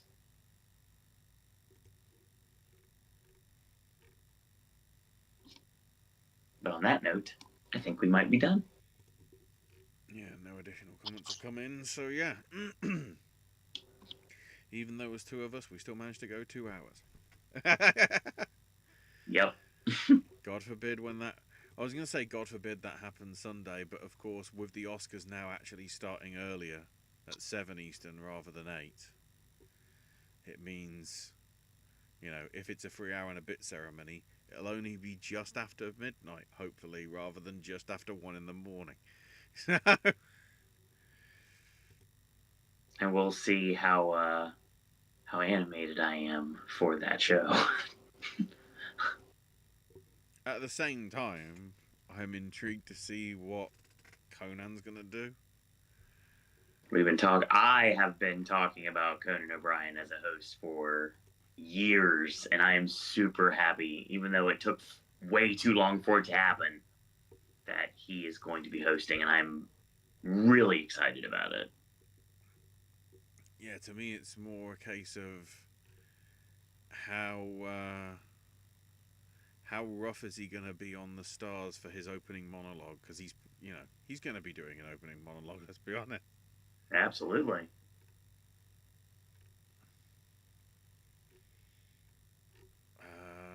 So yeah, let's see how it goes. So yeah, we'll be back Sunday within minutes of the telecast, as they call it. When you guys are going off the air. I mean, depending on what happens, it could be literally during when it's happening, because I may just have given up all hope by that point. I mean, potentially. I'm just wondering if said film, starting and ending with an A, that isn't Aruja, doesn't win anything, whether we might get an AJ appearance of him saying "I told you so." No, but it's always good to know that Richard Gadd is on our side. I don't need to say anything else.